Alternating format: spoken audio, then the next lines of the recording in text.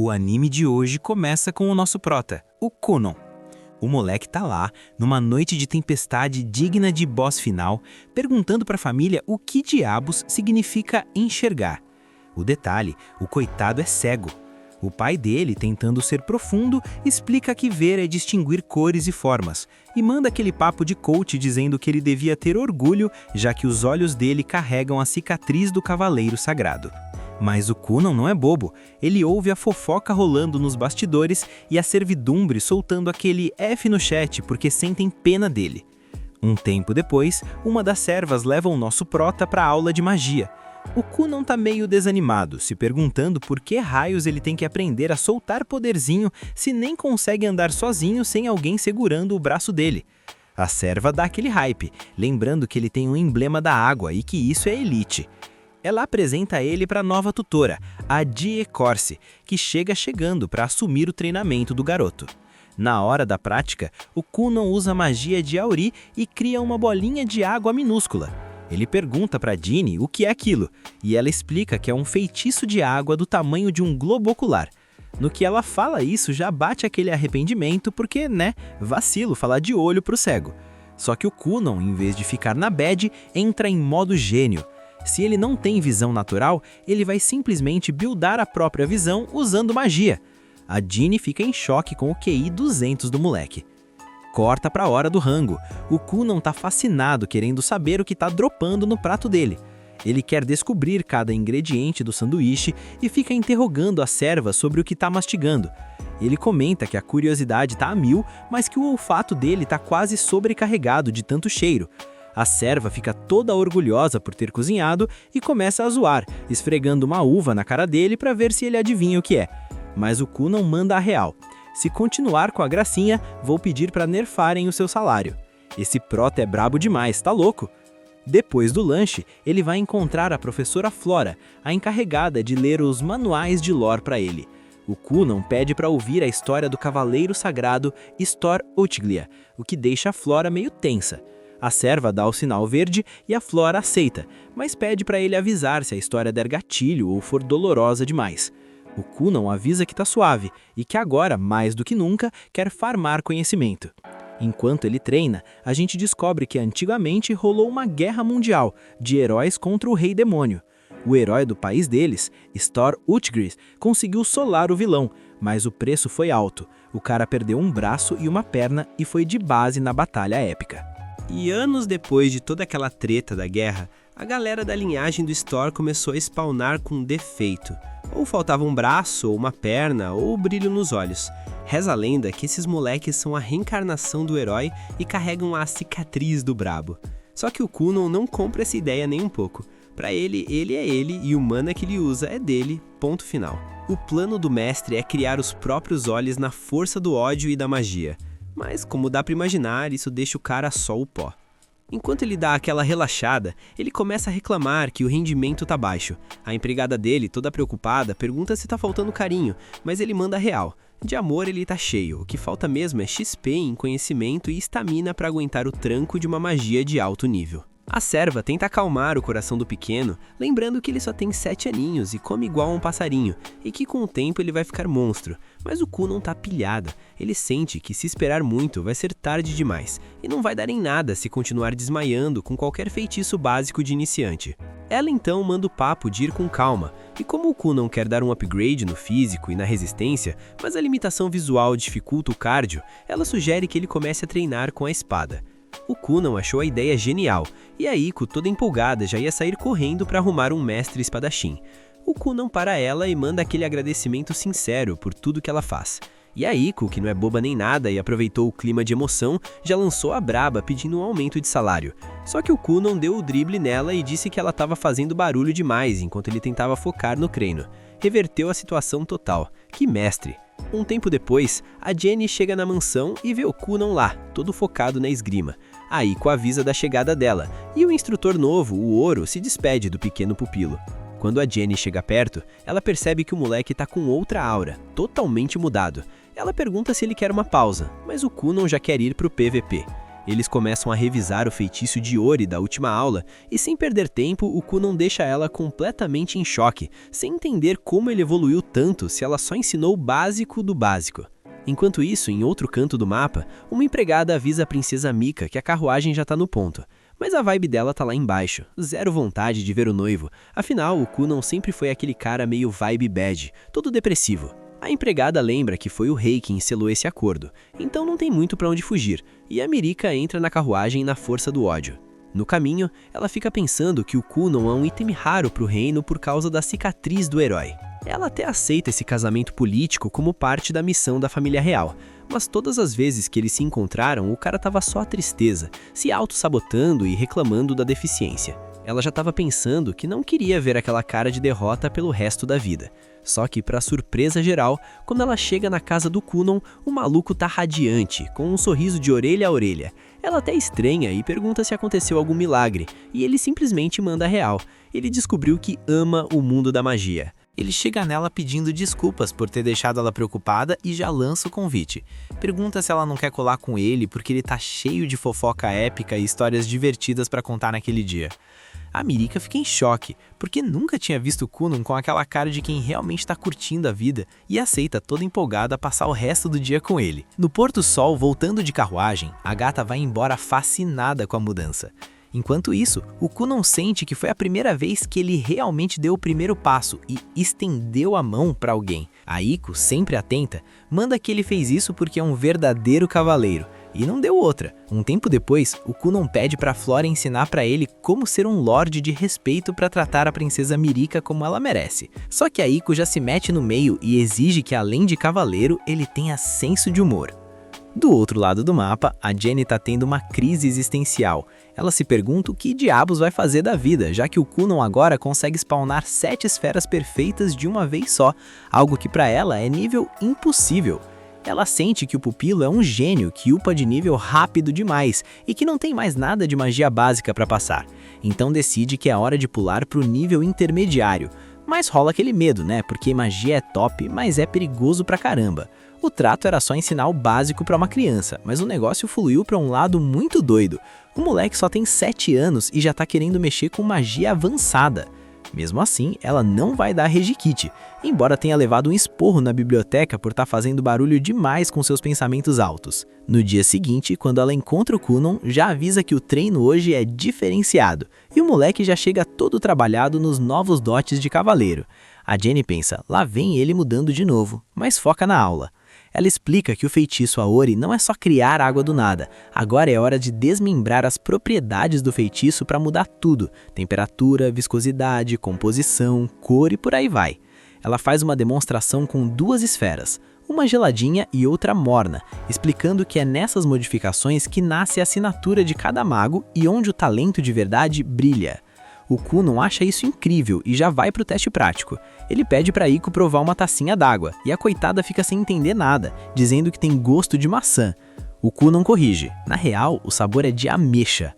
A Jenny, vendo aquilo, entra em desespero interno, rezando pro moleque não aprender em 5 minutos as modificações que ela passou a noite inteira desenvolvendo.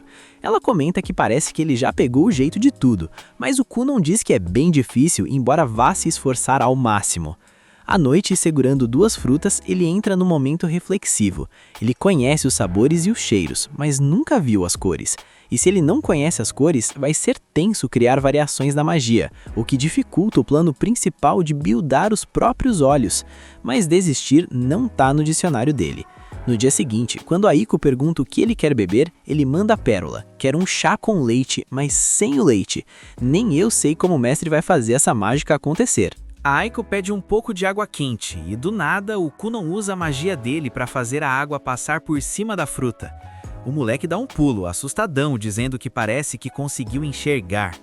A Aiko, que não brinca em serviço, já manda o papo. Pergunta se é verdade, porque se for bite, ele vai levar um tapão para ficar esperto. O Kunon pede calma, porque com essa pressão toda, nem ele sabe direito. Ela dá um esporro nele, dizendo que pediu um cavalheiro com senso de humor, mas não um engraçadinho com piada de mau gosto. Ele implora para ela parar, explicando que conseguiu ver as cores, ou melhor, percebê-las através do mana.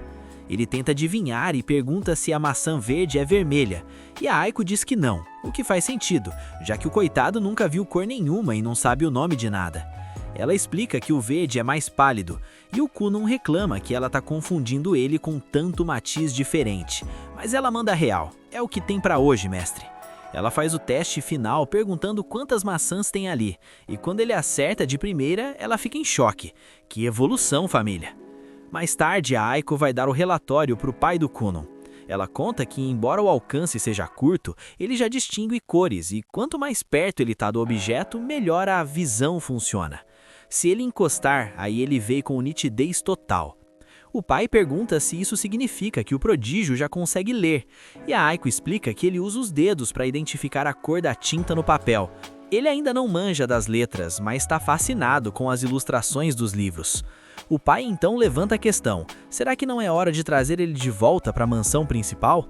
Atualmente eles vivem separados porque o próprio Kunon não queria ser um estorvo, e também porque a mãe dele era muito chiclete. Mas a Aiko defende o pupilo, dizendo que ele está mudando o mindset e trabalhando pesado, e que mudar ele de ambiente agora pode estragar o progresso. O pai concorda e diz que se quiser ver o filho é só colar lá, mas a Aiko vai ter que continuar segurando o Rojan sozinha. Ela diz que tá de boa, que faz tudo pelo faz-me rir, o salário.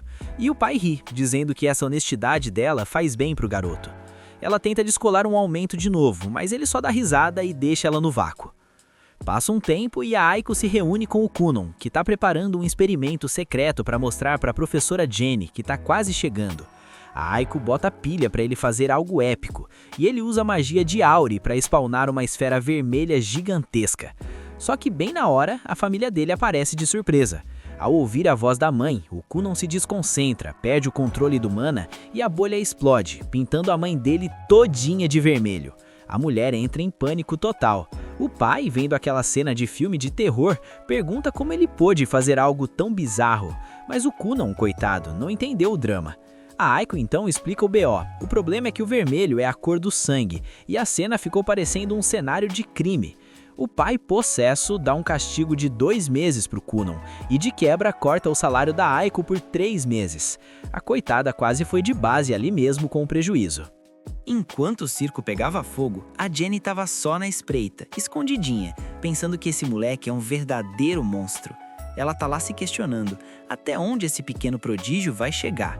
Do jeito que o XP dele tá subindo rápido, é bem capaz dele platinar a vida e conseguir o título mais lendário do mundo, o de Feiticeiro Azul. O tempo voou, o time skip veio forte e a Aiko aparece de novo para entregar o novo material de estudo para o nosso protagonista. E olha só, o Kunon agora já tá com 9 anos e virou um verdadeiro pimpolho, um pimpolho meio delicado, com aquela carinha de personagem de anime que a gente nunca sabe se é herói ou wave. O pai do Kunon chega no irmão mais velho e solta a braba. Tem uma missãozinha para ele. A ideia é mandar o caçula para a escola de nobres, mas o problema é que o Kunon mal colocou o nariz para fora da mansão a vida toda. O irmão logo ativa o modo flashback e lembra de quando eram menores e o Kunon pediu para dar um rolê.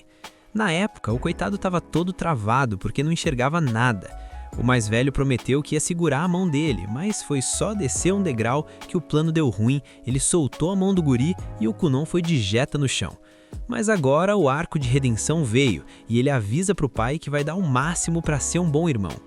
Enquanto isso, o Kunon tá lá focadão aprendendo hidromancia, aquela parada de jogar água num pote bufado com poderes sobrenaturais para achar itens ou ler o futuro. A Aiko, que não perde a chance, pergunta se ele consegue achar a juventude dela ou o brilho que ela perdeu pelo caminho. Essa aí não tem limite. Mas o Kunon, que já nasceu com o carisma no nível máximo, manda a real. Diz que ela ainda é jovem e linda e que se ele não fosse filho de Marquês, pedia ela em casamento ali mesmo. A Aiko já manda um "que isso, novinho", dizendo que ele é muito talarico e não pode chavecar uma mulher 10 anos mais velha. Os dois dão aquela risada, enquanto a Flora olha de longe pensando que essa galera é tudo doidinha. Mais tarde, a Flora continua nas tutorias e reflete que ensinou etiqueta pro mestre Kunon, mas parece que o curso de Dom Juan veio de brinde e ele tá passando do ponto. O cara não pode abrir a boca que já sai um elogio. No meio do chá, ele manda um brinde pros olhos lindos da Flora. Ela fica meio "será?", mas admite que perto do que ele era antes, agora ele tá um fofo. Quando cai a noite, a Pari se prepara para encontrar o pai do Kunon. No meio do caminho, pelo bosque gelado, Aiko pergunta se ele consegue tancar o frio e ele usa o Ori para criar 2 bolhas gigantes de água quentinha protegidas por uma membrana super macia e elástica. O Kunon fica na dúvida do porquê o pai chamou ele, achando que talvez tenha feito alguma besteira. Mas Aiko tranquiliza o mestre, dizendo que depois daquele mar de sangue que ele causou, não deve vir bronca. O Kunon só rebate que a culpa foi dela, que pediu o negócio no tamanho extra grande. Chegando na mansão, eles são recebidos pelo Balen e pelo Yo, o irmão mais velho. O grupo segue para o encontro com o boss da família e no caminho o Yo pergunta se o Kunon quer que ele segure sua mão. O Kunon recusa educadamente, avisando que agora o sensor dele tá ligado e ele percebe tudo ao redor.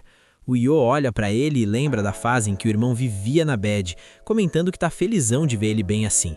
Por fim, os dois chegam nos pais, onde soltam a notícia.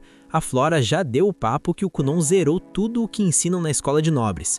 Mas aí vem a pergunta: será que o Kunon tá pronto pro próximo nível? Seria uma boa ideia eu te contar o que aconteceu nessa reunião com o pai dele agora? O pai do Kunon manda real e pergunta se o filho não tá nem um pouco interessado em frequentar uma escola de verdade. Mas o Kunon, que não quer saber de lero-lero, responde que não tá afim porque não quer incomodar os outros. Além disso, ele tem umas paradas na build dele que tá priorizando agora e que passam por cima de qualquer escola. O pai diz que sempre achou que ele deveria fazer o que desce na telha, mas o Kunon questiona se dá algum BO jurídico se ele simplesmente não aparecer por lá. Aí o Coroa explica o sistema. Os filhos da nobreza são obrigados por lei a estudar, e o Kunon já tá até matriculado no sistema. Só que, pela situação especial dele, o rei mandou um salve e deu um passe livre VIP para ele ficar em casa. O Kunon, que é esperto, já manda logo. Isso aí é puro nepotismo. Pra quem tá mofando no chat e não sabe, nepotismo é aquele favoritismo maroto para conhecidos. O pai pede para ele não levar por esse lado, porque o foco não é esse, e sim ele considerar a ideia de ir pro colégio. O Kunon já tenta dar um drible no assunto, perguntando se o pai tá preocupado com o jeito que ele gasta a mesada, e os dois começam aquela discussão épica de família sobre desperdício de gastos e responsabilidade e blá blá blá. O Kunon continua tentando mudar de canal e pergunta se o pai ainda tá bolado por ele ter enchido o jardim de sangue. O pai responde na lata: não perdoou, e se o guri repetir a dose, vai ficar 6 meses sem mesada pra deixar de ser doido. Sorte é que a mãe deles é o suporte do grupo e puxa todo mundo de volta pro tópico principal. O pai apela pro sentimental e pede pro Kunon pensar na princesa Mirika, porque se ele não cumprir as obrigações de nobre, vai ficar em desvantagem na sociedade e a princesa pode acabar numa situação bem ruim por culpa dele. Vendo que o negócio ficou sério, ele decide ceder, mesmo achando que vai ser um tédio total. O pai explica que não precisa morar lá por anos, é só chegar, amassar nos exames de promoção e pronto, diploma na mão. São 5 exames, então ele só precisa aparecer 5 vezes para fechar a conta. O Izio revela que ele e a princesa Mirika vão se formar logo após o próximo exame, então o Kunon vai fazer tudo junto com eles. A mãe, num hype absurdo, já diz que é hora de dar um tapa no visual dele e chama a Airiko para irem todos juntos arrumar os trajes. Enquanto eles saem, o pai comenta com o Izio que, além da princesa, vai ter um monte de gente da realeza querendo dar em cima do Kunon, mas o Izio garante que vai estar lá para ser o guarda-costas do irmão. Um tempo depois, o Kunon se encontra com a princesa e conta que vai enfrentar os exames de promoção. Ela fica super empolgada, já que finalmente vão passar um tempo juntos na escola. E como sabe que ele nunca pisou lá, promete ser a guia oficial e companhia dele. O Kunon agradece, mas já solta aquela preocupação de protagonista. Se ele ficar colado na princesa, todos os caras que são gados dela vão ficar com um ciúme absurdo.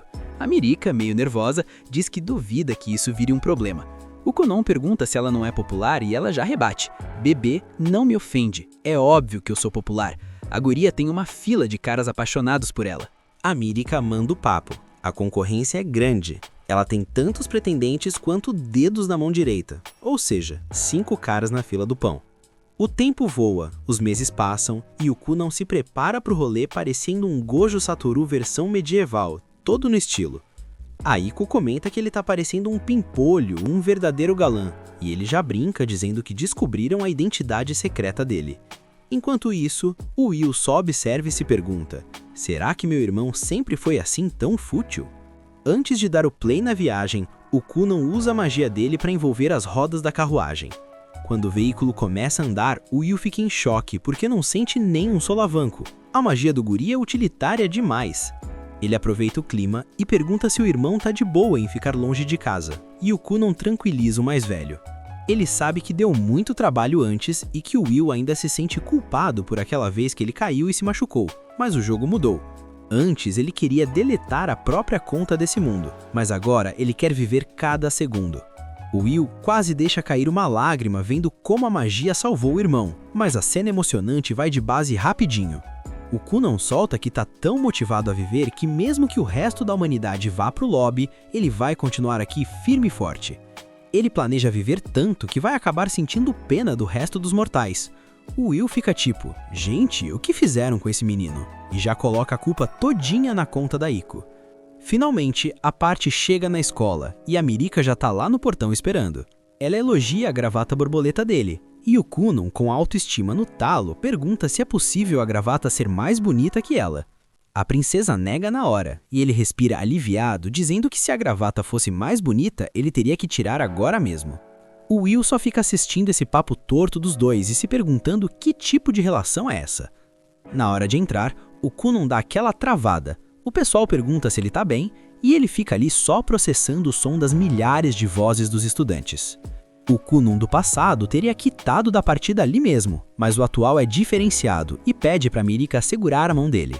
Enquanto isso, uma professora novata chamada Cats está nervosa esperando o aluno. Pelo relatório que ela recebeu, o tal Coonan é um menino super tímido e retraído. Coitada, mal sabe ela que de tímido esse guri não tem nada.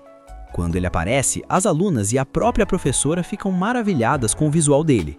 Ela se apresenta toda profissional, mas o Coonan já chega quebrando o protocolo. Ele faz uma reverência e diz que naquele momento ele é uma senhorita, uma garota muito bonita. A professora entra em pane total. O que esse maluco tá falando? Mas o sinal toca, a galera se despede e a Cats percebe que o dia vai ser longo e que esse aluno não vai ser nada fácil de lidar. Para completar o hype, lá do alto, uns veteranos observam o Coonan e comentam: olha lá, é o famoso garoto com a cicatriz do herói, o cara que recebeu as maiores bênçãos. O clima pesou. Do alto, uns veteranos estão de olho no Coonan, comentando que ele é o tal prodígio com a cicatriz do herói e cheio das bênçãos. Só que o clima azeda quando notam que o príncipe tá com cara de poucos amigos. Aí já mudam o discurso pra dizer que é tudo superstição barata. O príncipe fica possesso vendo Coonan e a irmã dele no entrosamento total, vira as costas e manda os puxa-sacos seguirem ele. Um tempo depois, a professora Cats pergunta pro Coonan se ele tá por dentro de como funcionam os exames de promoção. Ele diz que sim, e ela explica que normalmente rola um tempo de preparo entre as provas, mas para ele vão abrir uma exceção e fazer tudo de uma vez.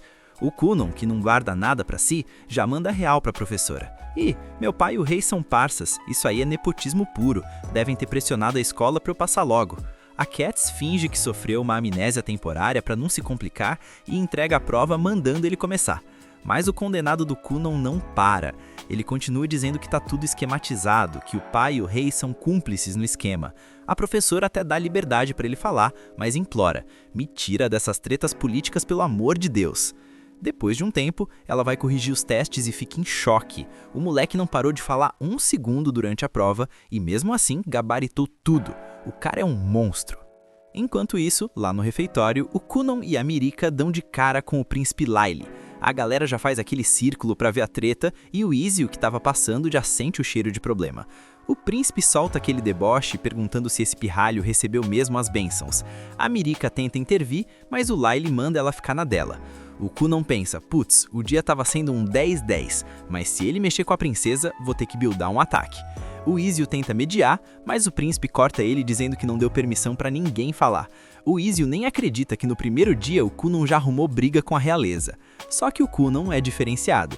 Ele ativa o Ori, coleta umas gotinhas de água do ar e discretamente molha as calças do Lyle. Aí, com a cara mais lavada do mundo, pergunta: "Eita, o senhor se mijou?"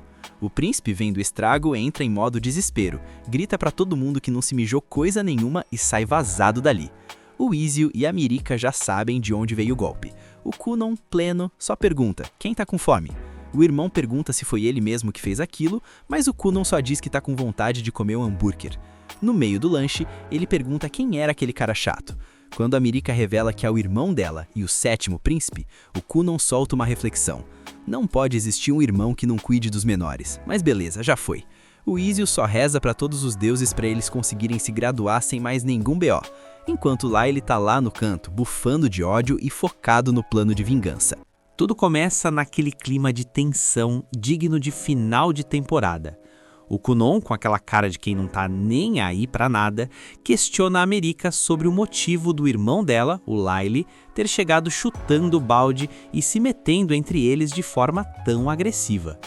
A Mirika, que é a 9ª princesa, solta a real. O Lyle é o 6º príncipe, então na hierarquia da realeza, ele manda e ela obedece. Ele estava ali para dar aquela carteirada básica de irmão mais velho autoritário. Mas ó o plot twist, rapaziada. A Mirika explica que como o Kunon é o hechiceiro que porta a lendária cicatriz do herói, o status dela subiu mais que criptomoeda em dia de alta.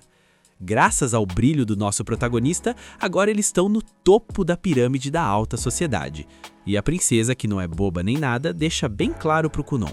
Olha, independente do que o papai rei mandar ou do que os nobres fofoqueiros falarem, eu tô muito feliz de ter você como meu prometido. E convenhamos, né? Quem não estaria? O cara é um prodígio, vai ser rico, poderoso e ainda tem esse estilo misterioso. O Kunon, sendo o cavaleiro que é, já planeja a gratidão. Diz que quando encontrar o rei, vai se ajoelhar com tanta vontade que vai fazer buraco no chão. O cara quer ser o genro perfeito. Ele até cogita e pedir desculpas pro Lyle para limpar a barra, mas o Io e a galera já cortam o barato. Ideia péssima, Kunon. Aquele príncipe é um surtado, deixa ele pra lá. O tempo passa na velocidade da luz e a gente vê o Kunon em casa treinando com a professora Jenny. E aqui, meus amigos, o nível de apelão do moleque quebra o medidor. Ele começa a moldar a água com uma precisão tão bizarra que consegue dar a textura de uma maçã para uma esfera de líquido. A Jenny, que já está acostumada a ver o impossível, fica de queixo caído e dá o conselho de ouro. Kunon, você precisa tocar em tudo. Toque em pedras, tecidos, frutas. Quanto mais texturas você conhecer, mais fácil vai ser recriar o mundo com a sua magia. O moleque leva isso a sério e vira o fiscal de texturas do reino. Aí chega o dia do exame final na academia. O Will encontra o Kunon num canto e pergunta: "O que tu tá fazendo aí?" E o Kunon, na maior paz, colhendo amostras de texturas, ué. É nesse momento que a Mirika chega toda radiante para receber o seu campeão. O Kunon, que não perde a chance de ser dramático, começa com um monólogo digno de Shakespeare. Diz que tá com o coração partido porque aquele é o último dia que vai ouvir a voz dela na escola, que o mundo vai mergulhar num crepúsculo de tristeza infinita. Um verdadeiro showman. A Mirika só ri e avisa que a escola só acaba quando o sol se puser. E ele instantaneamente para de chorar e fica de boa. O Will olha para os dois com aquela cara de: "Eu sou o único normal nessa família?" Na sala de aula, o clima é de final de ano de escola. A professora avisa que o exame vai ser coletivo, com todos os alunos juntos. O Kunon fica meio na bad porque ele amava ficar sozinho na sala especial com a professora. Safadinho, né? Mas ela dá aquele apoio moral e diz que vai ficar vigiando ele de longe. O Will percebe que a intimidade ali tá alta e o Kunon solta a fofoca máxima. Conta que a professora só entrou naquela escola para perseguir o grande amor da vida dela. Mas o cara reprovou e ela ficou lá, sozinha e amargurada no 2º ano de trabalho. A Mirika e o Will ficam em choque. "Kunon, você não pode sair contando os traumas da mulher assim no meio da sala."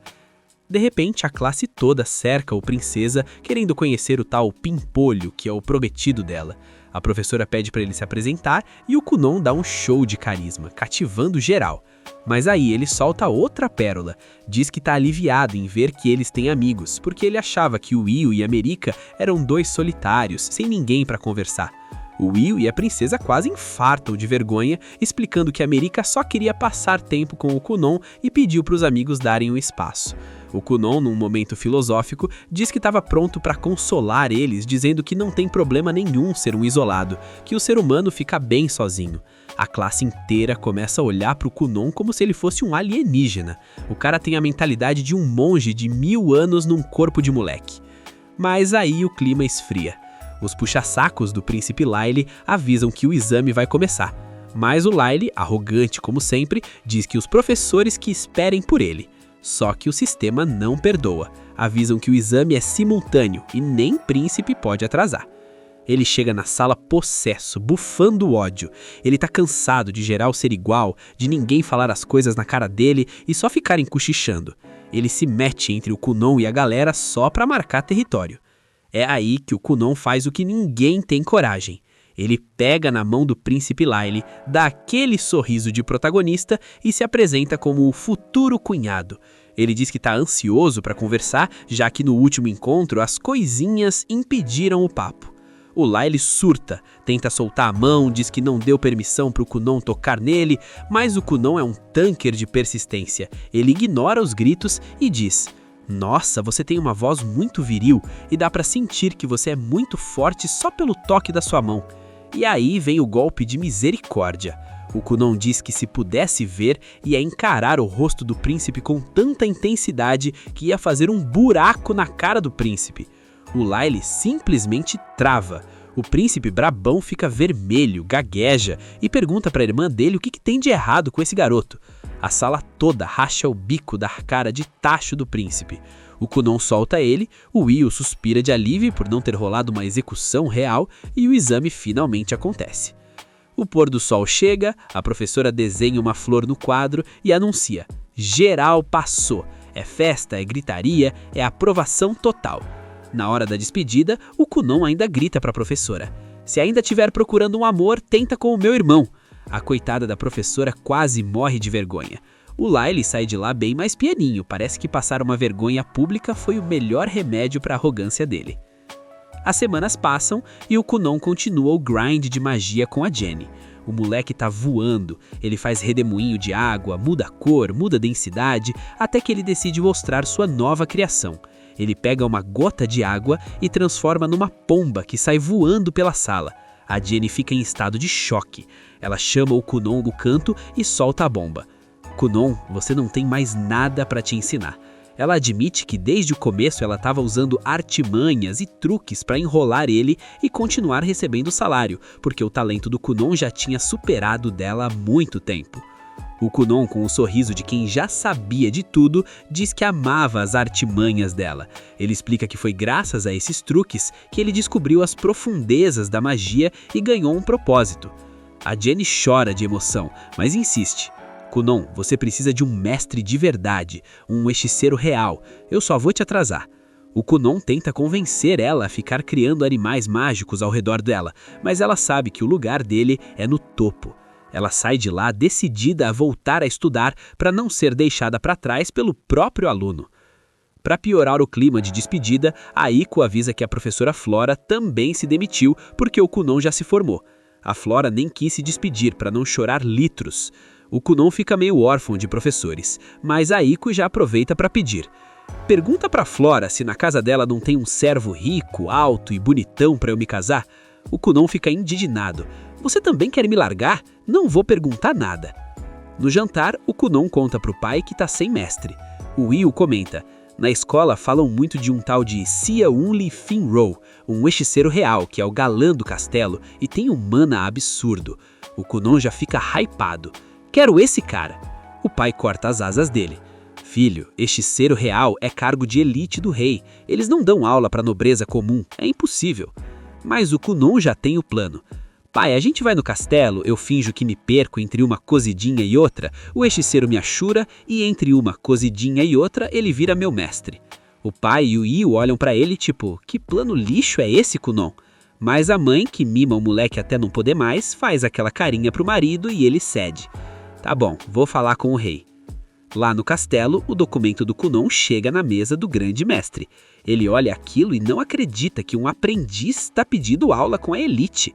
Mas aí avisam ele: a princesa Merica tá louca por esse garoto. Ele é o prometido dela.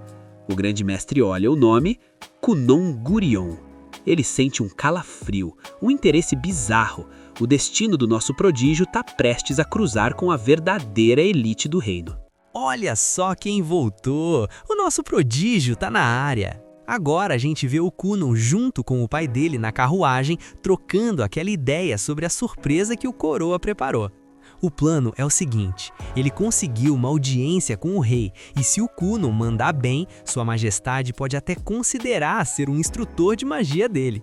O Kunun, todo inocente, diz que é o poder da amizade, mas o pai explica a real. Os feiticeiros reais estão de olho no talento do moleque. Aí vem a pergunta de praxe, que você tem buildado de magia ultimamente? O Prota então invoca um gato de água, mas não é qualquer aguinha não, tá? O bicho tem cor e densidade, parece até carne de verdade, embora o Kunun reclame que ele ainda não se mexe de um jeito natural. Além disso, o moleque cismou que quer aprender a dar voz pro bicho. O pai fica encantadão com o pet e o Kunun já manda o "adota um aí, pai". O coroa desconversa, diz que ia se distrair no trampo e que a regra da casa é 100 pets, pro Kunun não tropeçar neles. Mas a fofoca real é que a Tina prefere cachorros. O Kunun agradece o cuidado com a família e pergunta se não rola de ter uns pets fora de casa. Ele lembra que a Iko disse que ter uma gatinha fora de casa dá status, mas dentro de casa é falta de etiqueta. O pai já saca que a Iko não estava falando de bicho, né? Mas como a princesa Mirika concordou, o pai acha que o assunto é gato mesmo e promete pensar no caso. Chegando no castelo, eles são recebidos pela princesa Raisha Auglia. O Kunun, como sempre, ativa o modo Cavaleiro Sedutor nível 99. O pai até dá um toque que ela é a segunda princesa e ele precisa de modos, mas o Kunun vai além e já chama a mina de futura cunhada. Ela racha o bico e diz que a Mirika já tinha feito o hype dele. Ela nota o gatinho, mas quando colocam o bicho no chão, o Kunun desfaz a magia. O pai finge que o gato faleceu e entra no drama, enquanto a Raisha, impressionada, diz que vai levar o Kunun para a Torre Negra. O pai se recompõe, avisa que vai cumprimentar o rei e descolar uma carruagem. O Kunun agradece e ainda avisa que reservou uma mesa naquele restaurante onde o pai conquistou a mãe dele. O moleque é um cupido nato. Já dentro do castelo, a Raisha diz que tem um segredo para contar. O Kunun já imagina algo mágico, mas ela resolve contar a lore da família. Na casa Auglia tem 7 príncipes e 10 princesas. Geralmente o primeiro herda o trono, mas lá a regra é clara, mérito e conquistas valem mais. O clima é tenso, mas a Raisha dropou a disputa para virar feiticeira. Nisso, o Kunun avista a Torre Negra e sente uma mana absurda vindo de lá. A Raisha comenta que a Mirika tem medo que o Kunun se envolva na treta pelo trono, mas o papo corta quando ela vê o Kunun patinando. Pois é, o gênio congelou os pés e está deslizando pelo castelo. A Raisha quer testar também, mas antes ela dá o aviso de ouro. Não se junte a nenhuma facção, não dê sua palavra e não assine nada. Recado dado, os dois começam a patinar pelo castelo como se fosse um ringue de gelo, enquanto os servos tentam parar os dois no desespero. Aí aparece o senhor Dário perguntando que zona é aquela. Os guardas explicam e ele entra na perseguição, mandando todo mundo parar. O Kunun pensa em se render, mas a Albina manda ele acelerar. Não deu outra. Pouco tempo depois, os dois estão de joelhos levando aquele sermão épico. Enquanto isso, o pai do Prota nota uma gritaria no castelo. O servo explica que um moleque feiticeiro fez arte e um cavaleiro capturou ele. O pai só falta morrer engasgado e cospe o chá todinho. Depois da bronca, o Prota e a Albina ficam frente a frente com o boss. O cara se apresenta como Londimon Arstar, o grão-mestre dos feiticeiros reais. O Kunun fica nervoso, mas percebe que se a mana da Raisha era braba, a desse cara tá em outro patamar. O Londimon pergunta se ele tem um emblema da água, e o Kunun confirma. O mestre olha e vê que é 2 estrelas. O Kunun fica boiando, então o Londimon explica a hierarquia. Os emblemas são divididos em 7 tipos: fogo, água, terra, vento, luz, escuridão e vileza. O Kunun cai na real. Então eu sou o segundo mais fraco do elemento água? O Londimon confirma, dizendo que 2 estrelas é o nível mais comum. A própria Raisha revela que também é 2 estrelas, mas de vento. O Kunun entende, mas não se aguenta e solta uma pérola. Ele diz que a densidade de mana do mestre é diferente e faz uma comparação com queijos. Ele diz que ele e a princesa são queijos normais, enquanto o Londimon é um queijo azul artesanal. Ele até chama o cara de Grão-Mestre Queijo Azul e pergunta se ele é 3 estrelas. O Longmon fica meio pistola com o apelido, mas revela que na verdade ele é 4 estrelas. O Kunon olha fixamente, processando o nível do poder do cara. O Kunon, curioso que só ele, manda a pergunta: Mestre, o rank influencia nas magias que eu posso castar? O Longmon manda real: não tem nada bloqueado por nível. A diferença atual é só a quantidade de mana e o quanto você se esforça nos treinos. O moleque fica satisfeito, mas do nada o Longmon falta um. Beleza, agora vamos pro que interessa: diversão. Corta pro jardim, onde uma galera de elite dos feiticeiros reais tá reunida. Tá todo mundo no hype pra ver o que o prodígio faz. A Raisha bota a mão no fogo por ele, e os outros feiticeiros ficam de cara com a idade do Kunon. É aí que o Longmon chama o Victor, um feiticeiro brabo, que usa o Aori para se cercar de várias esferas de água. A missão do Kunon? Tentar roubar essas esferas usando o próprio controle de mana. O Kunon gela. Nem nos treinos com a Jane eles imaginaram um desafio desse nível. Mas ele é do tipo que não arrega. Ele tenta com tudo, mas as esferas do Victor são tipo rocha. Depois de suar a camisa, ele consegue hackear e separar 2 esferas. O Longmon para tudo e diz que já deu para ver o potencial. O Kunon cai exausto, chocado com o nível dos caras, mas o Longmon elogia o moleque. O Victor até pergunta se pode ficar com o Kunon para ele, mas a galera nega na hora porque o Victor não cuida nem de si mesmo. O Kunon pergunta se passou no exame, mas o Longmon quer testar mais coisas. Só que agora o teste virou bagunça num trampolim de água. O Kunon fica meio: eu devia estar vendo isso? O Longmon pergunta como ele fez aquela estrutura elástica, e o Kunon explica que criou uma esfera mole com textura de borracha. Os feiticeiros já começam a fantasiar como deve ser bom tirar um cochilo ali. O Kunon ainda dá a ideia: se eu aumentar a elasticidade, dá para pular até o 2º andar do castelo. O pessoal se anima, mas o Longmon segura a onda, senão ninguém mais trabalha e não deixam o Kunon ir embora nunca. O Prota se desculpa, dizendo que tem um jantar marcado com a noiva dele, a princesa Mirica. A Raisha pergunta se ele cria outras coisas além de gatos, tipo pessoas. O Kunon diz que sim, e cria uma Ico de água. O Longmon nota que é uma marionete de água bem feita, mas os movimentos ainda estão meio travados.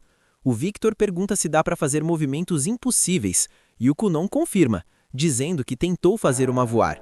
Mas a Ico de verdade achou que parecia um espírito zombeteiro e deu dislike. Mesmo assim, os feiticeiros pedem para ver. Resultado, uma empregada viu a marionete flutuando pela janela e o castelo inteiro entrou em pânico.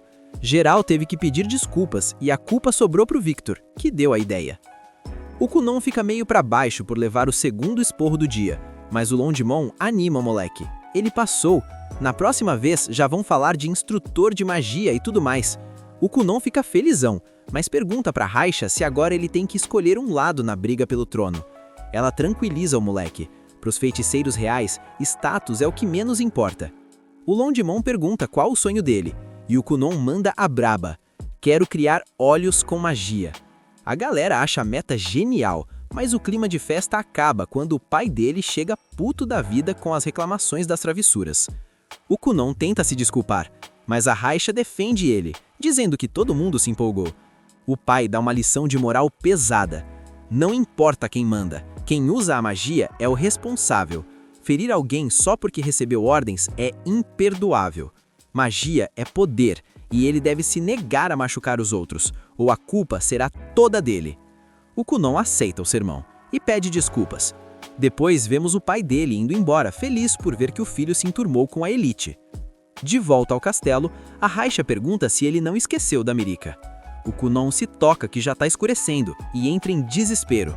Ele não quer chegar no jantar todo suado e descabelado, porque um cavaleiro não busca a princesa nessas condições. Então, a Raisha tem uma ideia: combinar magias. O Kunon cria uma esfera de água gigante e a Raisha diz que eles vão se impulsionar nela para chegar rápido. O Kunon fica interessado no experimento, mas recusa, porque decidiu que a primeira vez dele voando seria com a Mirica, e que o noivo dela, ele mesmo no caso, podia entender errado. A Raisha não quer nem saber, ignora os protocolos e puxa o moleque pro voo. A Raisha manda logo: eu não tenho noivo não, segura o hype. e os dois decolam na maior velocidade. O problema é que o pouso não foi nem um pouco suave. A loira não controlou o freio e eles foram direto para o chão, num tombo cinematográfico. A Raisha até tenta pedir desculpas, mas o azar é que o Sr. Dario, que já estava com o sangue fervendo, aparece bem na hora. Enquanto isso, a Mirika está no maior glow-up, se arrumando toda elegante e se perguntando se o Kunon vai curtir o look. A empregada dela fica de queixo caído, sem acreditar que a princesa tá tão caidinha assim por alguém. Ela até se questiona, quem é esse tal de Kunon que deixou a patroa lelé da cuca desse jeito? Mas o sonho vira pesadelo rapidinho. O clima romântico é cortado pela cena do nosso prota e da Raisha levando o maior sermão do Dario por causa da aterrissagem desastrosa. Enquanto isso, a Mirika tá naquela ansiedade pré-role, sabe como é? Pra empregada dela é super compreensível, afinal é o primeiro encontro da gata. Do nada, chega o aviso de que o Kunon brotou na área. A Laura corre pra dar o papo pra Mirika, que tava lá toda trabalhada na pose de princesa, mas quando ouve o nome do varão, já sai dando pulinhos de alegria. Chegando na entrada, o nosso protagonista cumprimenta ela com aquela classe de cavalheiro de anime. Ele manda braba, dizendo que na escola foi muito bem escoltado, mas que agora é a vez dele ser o suporte dela e já manda aquele grab na mão da princesa. Nesse pique, a Laura dá aquela espiada estratégica pela porta para dar um check no Kunon. Depois dessa cena digna de shoujo, eles chegam no restaurante. Lá dentro, o Kunon faz um brinde exaltando a skin lendária da Mirika. A Laura só observa como o moleque é desenrolado e entende facinho como ele conquistou o coração da princesa. A Mirika pergunta como foi a experiência dele na Torre Negra. O Kunon conta que conheceu a irmã dela, a Raisha, e uma galera a nível altíssimo, destacando principalmente a magia do mestre Queijo Azul.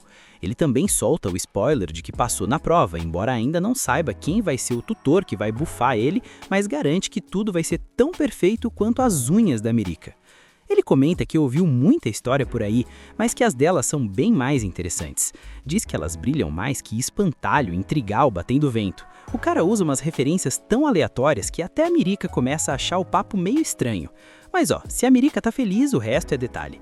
Aí o Kunon olha bem pra ela e manda real. Diz que aquele jantar é o máximo que ele consegue entregar agora, mas que quando eles droparem o anel de casamento, vão viver nesse luxo pra sempre. Ele confessa que quer buildar um futuro do lado dela. Esse papo de galã conquistou até os NPCs ajudantes e a Laura, que já carimbou o Kunon como um brabo formidável. E quando o jantar acaba, a cena corta pra Mirika tendo um troço na cama, chutando o ar de tanto hype pelo Kunon.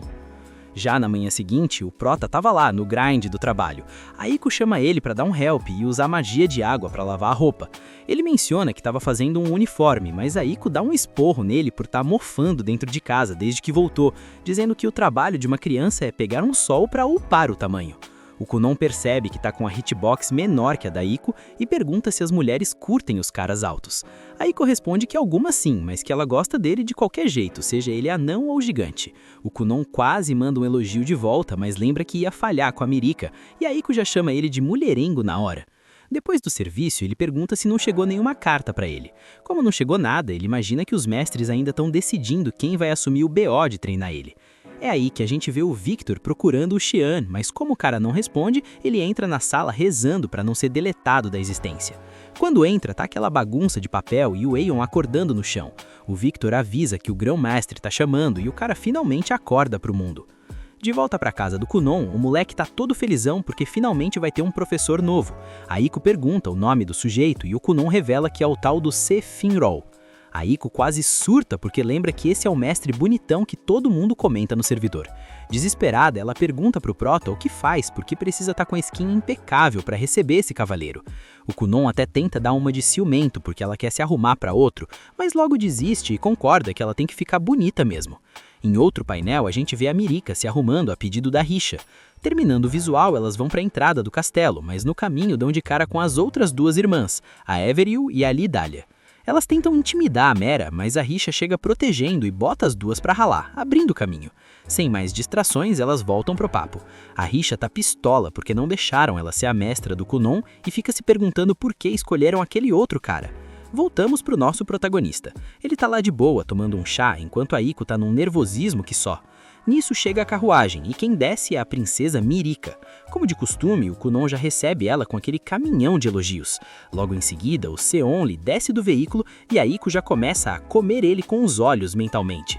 O Kunon, por outro lado, sente aquela mana densa e pesada, comparando o poder do cara com o mel.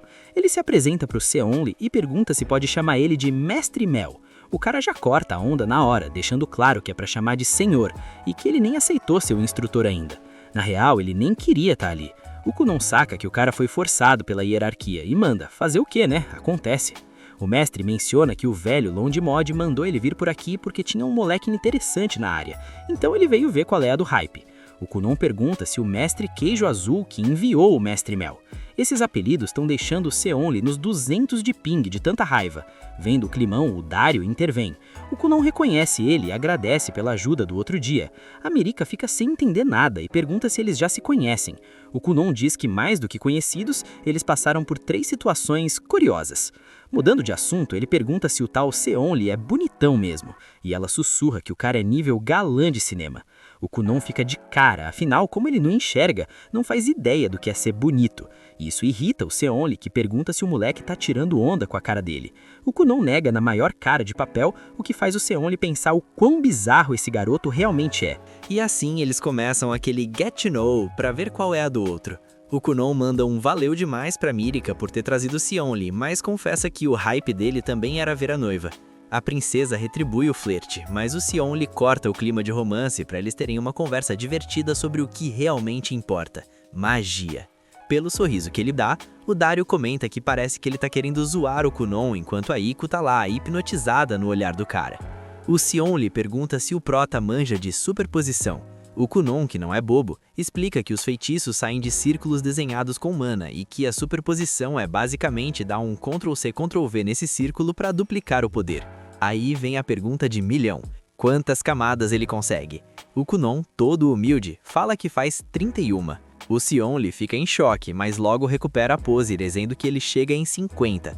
O Kunon pira e pergunta o segredo, mas o Seonli também quer saber como o moleque quebrou a barreira das 20 camadas sozinho. O Kunon explica que foi na base da gambiarra e do improviso, o que deixa o Seonli ainda mais perplexa. Ele lembra de quando o Victor e a Rei apeitaram ele por não querer ser o tutor do Kunon.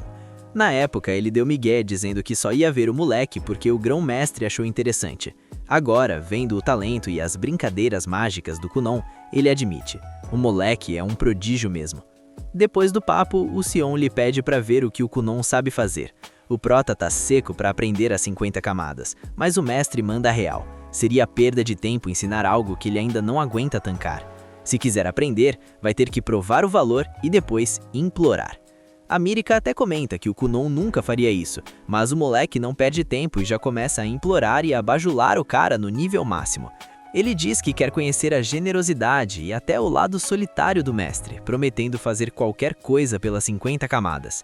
O Seonli pediu, mas quando viu o Kunon fazendo, ficou até desconfortável. Ele reforça que ainda não é o mestre dele, mas decide mostrar um pouco do seu brilho. O cara revela que tem o emblema de 3 estrelas de terra e cria um muro gigante, mandando o Kunon destruir. De quebra, pede pro prota fazer uma cama de água para ele observar.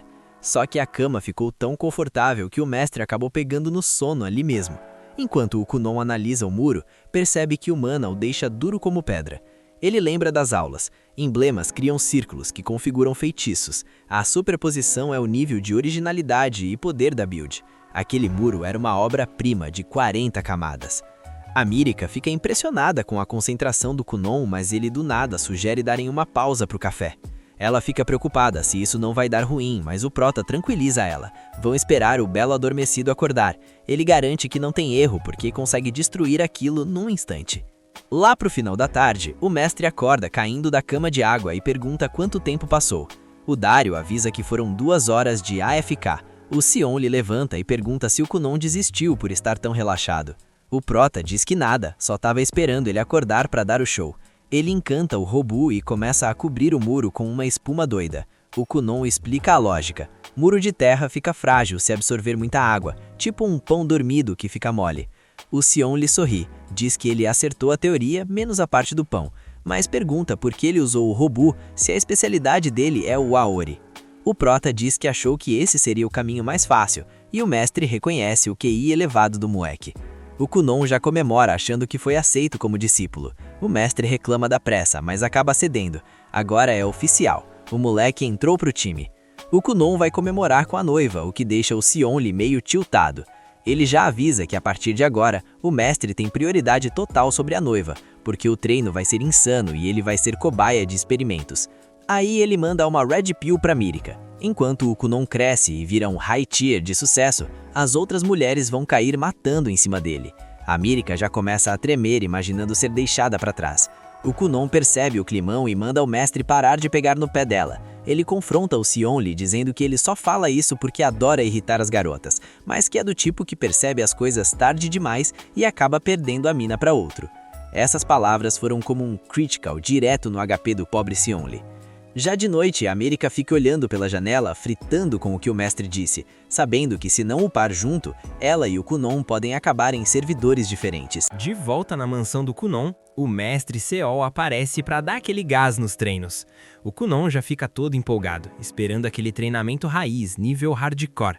Ele já chega perguntando: "E aí, mestre, qual vai ser? Círculos mágicos 3D? Paradas oblíquas? Ou vamos de uma vez para a sobreposição de 50 camadas?" Só que o balde de água fria vem rápida. A missão do dia é passar as anotações dela a limpo. O Kunon, indignado, pergunta se é só isso mesmo ou se ela deixou de amar ele. O Seol, curta e grossa, manda um "nunca amei" e ainda expulsa todo mundo da sala, porque o conteúdo é nível segredo de estado. O Kunon até tenta fazer a Mirika ficar, mas ela diz para ele relaxar e sai desejando sorte. Assim que a sala esvazia, o Seol simplesmente toma posse da cama do Kunon e capota ali mesmo. Enquanto isso, a Yeko pergunta se alguém quer um chá, mas a Mirika tem outros planos. Ela pede um favor especial para treinar espada. Ela confessa que é iniciante e quer aproveitar cada segundo livre para ficar mais forte sem o Kunon saber. E lá vemos ela treinando pesado com o Dario. A meta da gata é ser uma mulher digna do nosso prota, enquanto ele, coitado, vai escrevendo nota por nota até que tromba com um diagrama bizarro, e o Seol acorda. Vendo que ele ainda não terminou, ele já manda "lento". O Kunon reclama, né? Pô, acabou de acordar e já vem no xingamento. Além do mais, decifrar os garranchos dela é um teste de paciência. A letra da mestre parece uma minhoca tendo um treco. O cara domina magias que desafiam a física, mas o verdadeiro boss final é a caligrafia de médico do professor. Aí é osso. O Seol não deixa barato e manda a real. Não é pra comparar a sabedoria dela com qualquer desespero. E que ele pare de chorar, porque aquilo é um treinamento de elite. Ela explica que informação e conhecimento são coisas diferentes. Ler te dá informação, mas quando você decifra e escreve, o seu corpo memoriza a parada. O conhecimento vira parte de você. E conhecimento, família, é poder. O Kunon fica em choque com a aula e solta um "eu te amo" do nada. Na hora de ir embora, o prota pergunta sobre um diagrama específico. O Seol diz que é mais fácil ensinar na prática e convida ele para visitar o laboratório dela na próxima. O Kunon aceita na hora e já pega na mão da Mirika, todo feliz que vai passar mais tempo com ela por causa dessas visitas. No dia que o Kunon chega lá, geral nota como o moleque cresceu. Ele avisa que já bateu os 10 anos. Todo mundo ali tinha planos pro Kunon, mas o Seol chega chegando para levar ele. O pessoal já fica na defensiva. Vai levar o menino para aquele quarto, lá é o inferno. Para calar a boca de geral, o Seol manda ele criar uma cama para eles. No caminho, ela pergunta se ele manja dos artefatos mágicos. Sabe aquelas lâmpadas do castelo que funcionam com mana? Pois é, são artefatos de fogo. Quem vive disso é chamado de engenheiro mágico. Quando entram no quarto, o lugar está soterrado em papel. O Kunon pergunta se aquilo tudo são os rabiscos dela, mas ela corrige. São as anotações de uma vida. Ver aquela montanha de livros e teses deixa nosso protagonista maravilhado. Ele começa a folhear tudo, descobrindo feitiços que nunca nem imaginou. Ele até acha um grimório misterioso e fica fascinado, pedindo para morar lá com ela. O Seol diz que nem precisa, porque um dia tudo aquilo vai ser dele. Que herança, hein? Aí ela mostra o projeto atual, um artefato para esquentar comida no quarto sem precisar ir na cozinha. Basicamente, um micro-ondas de mana. Mas a parada tá difícil, porque as peças precisam ser muito finas e delicadas. O Kunon, com aquele QI de gênio, pergunta se não pode moldar as peças com magia de água. O Seol fica toda orgulhosa da engenhosidade dele e promete que um dia ele vai ser o braço direito dela. Nisso, o grão-mestre chega cobrando uma promessa antiga. Sem saída, o Seol manda o Kunon fazer aquilo. No frame seguinte, vemos o Roundmon dormindo que nem um bebê numa cama de água, enquanto Seol e Kunon discutem o artefato. Mais tarde, no refeitório, o Roundmon elogia o conforto da cama do moleque. O Vitor aproveita e manda o chaveco. Se quiser trocar de mestre, é só falar. O Kunon reconhece que, embora o Seol faça ele trabalhar que nem um escravo, ela é uma mestre braba, e ele fez a escolha certa. Os outros olham para o Vitor com aquela cara de perdeu, Playboy. O mestre até tenta cortar o assunto de vergonha, mas o Seol diz que pega no pé dele pela própria segurança do guri. Mudando de assunto, o Kunon pergunta pela Mirika. A Risha conta que ela tá na cerimônia de entrada da escola de nobres. O Kunon entende a fita. Então, o Roundmon pergunta qual o próximo passo. O Kunon diz que só foca no exame de graduação, mas o veterano esclarece. Ele tá falando da Academia de Magia, o lugar onde a elite dos feiticeiros se forma. O Seol lembra que só entra com 12 anos, então ele tem tempo para pensar. Mas o Kunon já ficou naquele clima reflexivo. O tempo voa e já se passaram 2 anos, família. Seol e Kunon estão naquele pique de treinamento mágico pesado. A parada funciona assim. O Kunon conjura água, enquanto o Seol apela para magia de terra, criando estacas sinistras e jogando tudo na direção do nosso protagonista. O Kunon não é bobo, bloqueia tudo e já manda um contra-ataque com uma onda de água de respeito. O Seol decide parar o combate, dá aquele parabéns para o nosso prodígio e avisa que ele finalmente conseguiu. Depois do treino, é claro que bateu aquela fome. Aquele artefato mágico que parece um forninho finalmente ficou pronto e eles já botam pro jogo. Sério, o bagulho é diferenciado, a comida fica boa demais quando esquenta ali.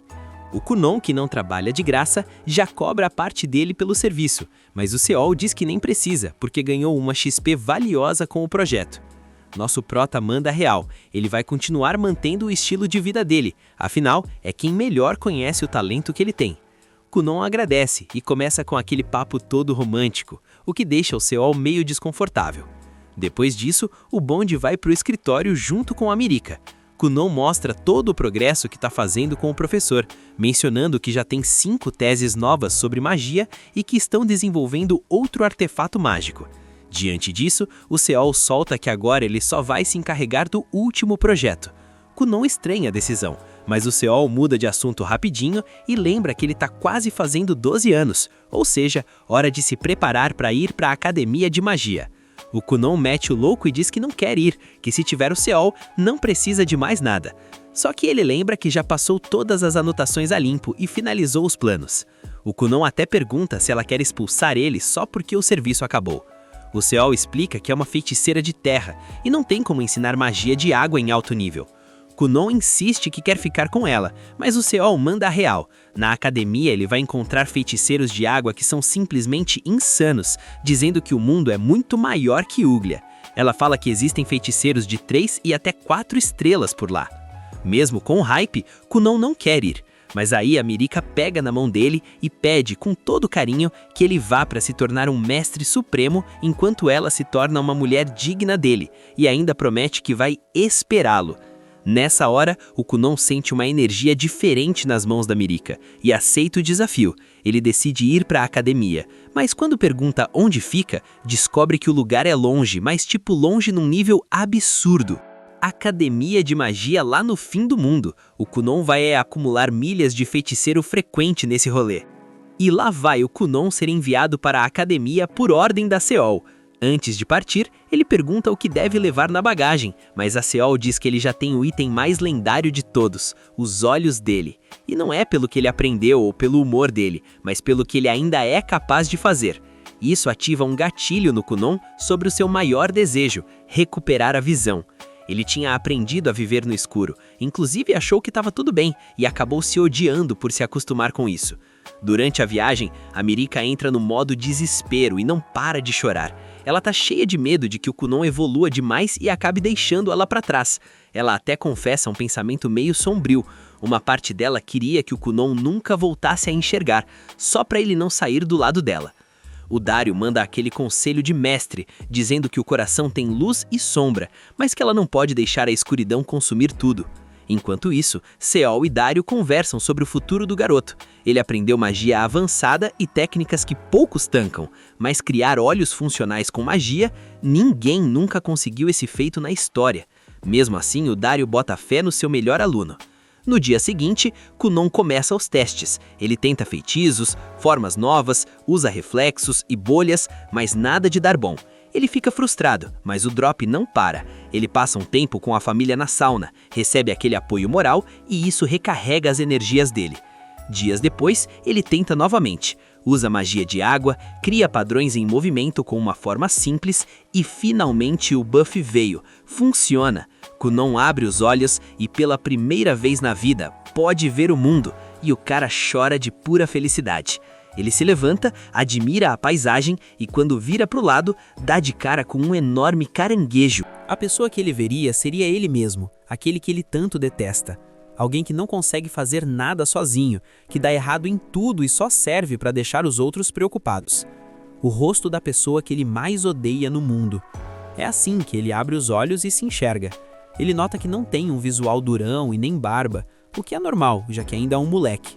Ele pensou que, ao se ver, o ódio ia aumentar ou que ia sentir nojo, ou quem sabe ficar feliz. Mas no fim, ele continua sendo só ele mesmo. Nisso, ele vira para o lado e pergunta se um dia vai conseguir se gostar. E de quebra pergunta, quem é esse caranguejo aí? Será que é a Aiko? Nesse momento, a Aiko entra perguntando se ele chamou.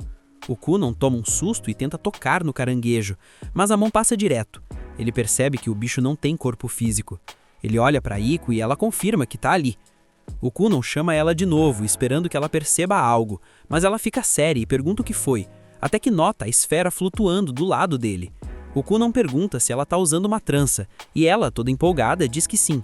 Ele comenta que o uniforme de empregada está bem impecável. Um cavaleiro diria que ela está linda, mas ele acaba chorando de alegria só por saber que finalmente pode enxergar e dar um abraço nela. Só que no meio do aperto, o olho mágico do Kunon sai voando, e ele fica todo ponto. A Aiko solta ele e sugere contar a novidade para os pais. Mas o Kunon ainda está encafefado com o tal caranguejo e pergunta se ela não está afim de comer um croquete de caranguejo. Ela diz que faz sim, mas aí ele manda outra. Você tá com um chifre na cabeça? Ela nega, dizendo que o chifre só aparece quando ela tá brava, mas agora ela tá felizona. O Kunon então relaxa, feliz por ver o rosto dela e esse chifre todo estiloso. Depois disso, o Kunon vai lá fora ver a paisagem, mas as coisas estão estranhas. Tudo parece estar em cores negativas e o sol brilha como se fosse preto. Obviamente tem algo de errado e ele sabe disso. A Aiko chega com um agasalho para levar ele para dentro com o pessoal. Ele aceita, mas pergunta se ela não tá vendo algo atrás dele. Ela se empolga achando que é história de terror, mas ele pede para deixar para lá. Enquanto caminham, ele reflete que o experimento funcionou, mas as coisas não estão normais. Quando chega na família, todo mundo comemora o sucesso dele, mas o Kunon olha para eles com uma cara de preocupação.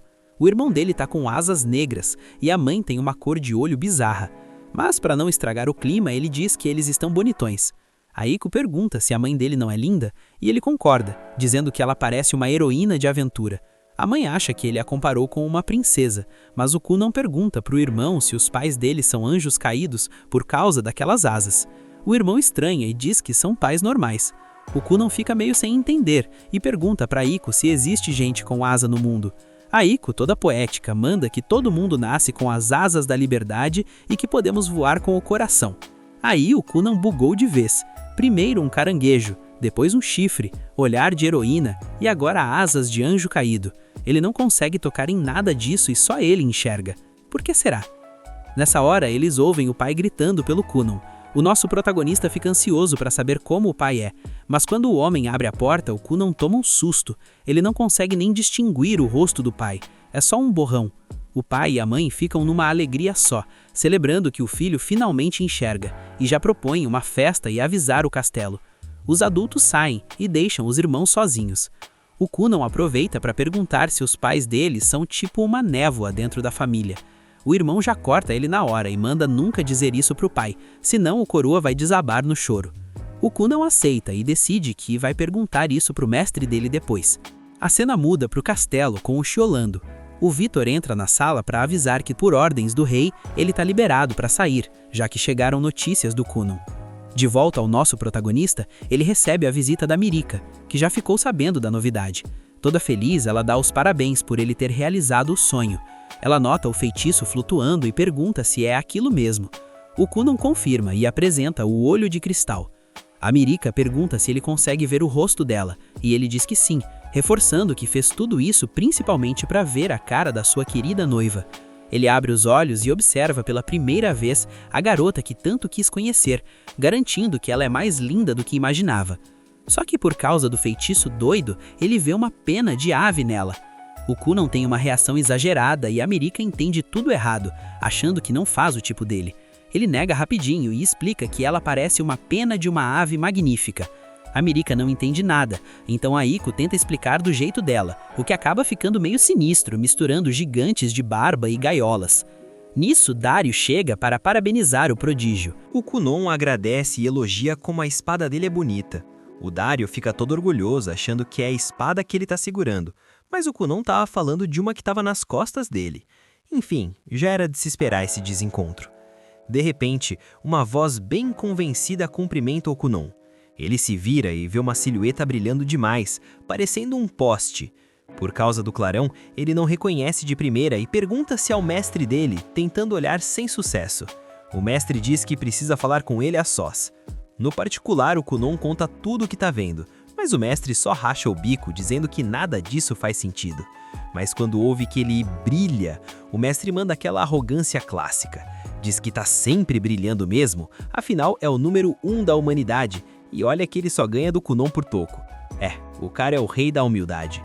Pro Kunon, o mestre é literalmente brilhante demais. Se ele olhar direto, ele fica cego. Enquanto isso, a Mirica tá lá fora treinando com o Seol e ele levanta duas possibilidades pro que tá rolando com o Kunon. A primeira é que o moleque tá conseguindo enxergar a forma da alma, o que não animou muito o Kun, já que o espírito dele seria um caranguejo. A segunda opção seria uma alucinação de maná. Ele explica que existem lugares onde a energia mágica é tão braba que o Seol, ao passar por lá, ficou doidão como se tivesse entornado uma garrafa de pinga. Nessa brisa, ele viu coisas sem corpo atravessando tudo. O Kunon achou a cara dele, mas como nada é certeza, eles decidem que precisam de mais exemplos para entender o que tá pegando. Aí o Kunon, meio na dúvida, pergunta se o olho dele foi um fracasso. O Seol nem deixa ele terminar e manda o papo. Jamais seria um fracasso, afinal, é a obra do seu aluno favorito. O clima fica lá em cima e eles começam a viajar na ideia de que na natureza cada um vê de um jeito. Tem bicho que não vê cor, bicho com 1000 olhos e gente cega como ele. No fim, ninguém sabe qual é o jeito certo de enxergar. O importante é que o Kunon tem o jeito dele e isso pode ter um significado gigante. Se doer, ele sela. Se não, é só continuar olhando. O moleque se motiva na hora, percebendo que a jornada tá só começando. O Seol só dá um toque. Guarda isso em segredo para ninguém te achar maluco. O Kunon concorda e ainda solta que tá feliz por ter chamado ele, mesmo que o brilho do mestre quase deixe ele cego de novo. Horas depois, a Mirica aparece perguntando se o papo ainda não acabou e diz que eles têm muito o que fofocar sobre esse olho. Ela lembra que o aniversário do Kunon tá chegando e pergunta o que dar de presente. O Seol diz que qualquer coisa vinda dela já vai deixar o garoto nas nuvens, e ela fica toda vermelha sem saber se é verdade. Quando o Kunon sai pedindo desculpa pela demora, o Seol racha o bico lembrando da pena da Mirica. Ela estranha, mas ele diz que é segredo, e ela rebate dizendo que o papo com o Nico também é. E assim o dia termina no maior mistério. No dia seguinte, o Kunon dá aquela geral no quarto, se despedindo do cantinho dele. À noite rola a festa de 12 anos. O protagonista agradece geral, e a galera capricha nos mimos. Ganha cetro novo, uma pena elegante e até um mapa gastronômico para não passar fome na viagem. Só que bate aquela bad quando lembram que a academia é longe pra caramba. A mãe do Kunon entra no modo cachoeira e começa a chorar, mas o pai e o Iko acalmam a fera dizendo que ele volta logo depois de se formar. O clima melhora, eles brindam e a festa segue. Mais tarde, o Kunon e a Mirica ficam sozinhos no balcão, naquele clima de despedida. Ela pergunta se ele tá pronto e ele, todo decidido, diz que sim, e que resolve o resto quando chegar lá. A America pede desculpas porque não vai conseguir se despedir no dia seguinte por causa das aulas. Mas o Kunon é compreensivo. Relaxa, eu sei que você tem seus deveres. Aí ela aproveita o momento e entrega o presente, um bracelete. Ela mostra que tem um igual e pede para ele falar com o acessório como se fosse ela quando as coisas ficarem difíceis na escola de magia. O Kunon promete que vai fazer isso e que vai escrever cartas todo santo dia. Eles fecham o pacto com aquele aperto de mão de quem vai cumprir a palavra. O dia da partida chega e o clima tá meio pesado na casa, todo mundo triste. Mas o nosso protagonista sobe na carruagem como se estivesse indo na padaria. Os pais ficam sem entender nada, mas já conheciam a peça. Só que aí a Iko sobe junto e eles percebem que ela é a má influência por trás da frieza do menino. Antes de vazar, o Kunon dá aquele tapa de magia nas rodas e a carruagem ganha o mundo. Ele se despede prometendo voltar em alguns anos, já ansioso para saber quem vai encontrar na academia. E o hype é real. O Kunon pergunta quanto falta para chegar em Jirachi. O guia responde que eles ainda estão no reino de Juglia e que nesse ritmo vai levar um mês, mas que já estão quase batendo na porta da mansão do avô dele. Nisso, perguntam para Iko se ela vai mesmo deixar o pequeno Kunon ali. Ela confirma, dizendo que a despedida é agora. O motivo, ela quer casar. A idade tá chegando e ela sente que se não for agora, vai acabar ficando pra semente. O Kunon, meio sentido, pergunta se ela acha que ele consegue sobreviver sem ela. E a Iko, de brincadeira, manda um: "Você deixaria a Miriko pra casar comigo?" O garoto fica sem saber o que dizer e só aponta que a mansão já apareceu no horizonte. Assim que chegam, o Kunon já ativa seu olho mágico. Ele comenta que fazia 4 anos que não pisava na casa principal e tenta lembrar por que diabos vieram da última vez. Aí ele lembra que ouviu falar de uma biblioteca gigante e, achando que os livros eram de magia, arrastou a família toda pra lá. O Kunon tinha até esquecido, mas na época ele deu um show ameaçando que não ia parar de dançar enquanto não levassem ele. É nessa hora que o avô abre a porta. Os dois se abraçam depois de tanto tempo e, embora o avô diga que estava morrendo de saudades, o Kunon enxerga uns chifres na cabeça dele, tipo um rei demônio. O avô já chega querendo mimar o neto, prometendo comprar um mundo para comemorar a entrada dele na academia. Antes disso, a Iko entrega uma carta da filha dele, mas o velho tá nem aí, só quer saber de dar presente pro Kunon. Mal sabe ele que na carta a filha deu um esporro avisando para não gastar mais de 500 mil necas com o menino. Pra se ter uma ideia, isso são 2 meses de salário da Iko, mas o avô insiste em dar um presente por baixo dos panos. O Kunon pede pra ele sossegar, já que o foco ali é a troca de guarda, a chegada da Arinco Round. A nova serva tem 18 anos e confessa que aceitou o trampo pela grana, já que quer abrir uma loja quando casar. O Kunon cumprimenta a moça e pergunta se ela é irmã da Iko. Ela confirma e já solta que, diferente da irmã, ela já tem um noivo. Ela diz isso pra ninguém achar que ela tá ali pra ser amante. Mas o Kunon tranquiliza a garota dizendo que ele também é comprometido e que ela deve amar o noivo tanto quanto ama a comida. Arinco diz que vai dar o seu melhor, o que deixa o Kunon aliviado. Ele percebe que vai poder continuar com as piadinhas dele sem climão, porque ela é igualzinha a Iko, tirando os chifres que ele vê na cabeça dela também. Enquanto cozinham, Arinco admite que estava nervosa por causa do status do Kunon, mas viu que o moleque é de boa. A Iko aproveita para passar o serviço, avisa que ele às vezes esquece de comer quando tá focado na magia e que ela precisa alimentar ele durante os estudos. A Iko vai contando tudo que sabe, garantindo que eles vão se dar bem, e acaba lembrando do dia em que pediram para ela servir o Kunon. O pai dele tinha ouvido falar muito bem dela, o que a fez pensar que era famosa e que logo arranjaria marido. Foi justamente por esse jeito dela que o pai do Kunon a quis por perto. Ela lembra de como se conheceram. O Kunon era todo sério e calado, mas foi se soltando até virar esse poço de confiança. Depois de relembrar tudo, ela dá uma prensa na Arinco. Nem pense em colocar caraminhola na cabeça do menino, senão o bicho vai pegar. A Arinco pergunta se ela tá falando de ensinar ele a curtir a vida com as mulheres. A Iko pira, tampa os ouvidos e grita que não quer nem imaginar a pureza do Kunon sendo levada por umas garotas qualquer. Pra ela, a única que tem passe livre é a princesa Mirika. A Arinco promete ter cuidado, mas fica em dúvida porque o Kunon é um cavalheiro e muito gentil, um prato cheio pra virar mulherengo. A Iko berra de novo dizendo que ele tem alma pura. No fim, depois de servirem o Kunon, a Arinco conclui: ele é um mulherengo nato mesmo. Mais tarde, enquanto o Kunon arrumava as malas, a Iko bate na porta avisando que já vão partir. Aproveitando o momento a sós, o Kunon resolve abrir o coração. Ele pergunta se ela lembra de quando ele disse que não ia conseguir viver sozinho se ela fosse embora. Ela diz que sim. Então ele destaca tudo que conquistou. Saiu de perto da família e agora vai para academia, tudo por conta própria. Mas faz um último pedido. Quer saber se pode contar com ela mesmo longe por uns anos. Aiko, com toda a sinceridade do mundo, promete que mesmo casada ou com filhos, sempre vai trabalhar para a família dele e estar lá por ele. Eles encerram o papo com um abraço apertado. Agora o Kunon já está na carruagem com a Rinko. O avô fica implorando na janela para ele ficar mais um pouco, mas o Kunon simplesmente ignora e manda o cocheiro tocar o barco. A Rinko pergunta se ele tem certeza que devia ter dado esse gelo no avô, e ele explica que se desse corda a conversa não ia acabar nunca. Mudando de assunto, ele pergunta que tipo de loja eles pretendem abrir. A Rin confessa que, no começo, a ideia dela era abrir o negócio de fazer pessoas desaparecerem, mas acabou optando por um de comida. Afinal, segundo ela, a única diferença é que no de comida o pessoal realmente come o que some. Com essa energia levemente caótica, começa a nova vida do Kunon, deixando tudo para trás para conhecer gente nova. Assim que chegam na cidade, eles saem desbravando as ruas, embasbacados com o tanto de loja de magia que tem por lá. O Kunon bate o olho num livro na vitrine e não resiste. Tem que entrar. A loja é o paraíso, só tem livro de feitiçaria. Na mansão da família até tinha muita coisa, mas quase nada de magia, então ele tá feito criança em loja de brinquedo. O problema é o preço, o livro que ele queria custa 5 milhões. A Rinko quase cai para trás, mas a dona da loja explica que aquelas são peças únicas. A dona logo saca o interesse dele e pergunta se ele é mago. Para provar, o Kunon faz um gatinho de água ali mesmo. Ele pergunta se ela também é do ramo, mas ela diz que só é fã de magia mesmo. Ela aproveita para dar um toque. É bom eles se esforçarem de Ashik, porque este ano a Santa do Reino Sagrado vai entrar na academia, fora o príncipe e um prodígio do trovão que entraram ano passado. O hype tá alta.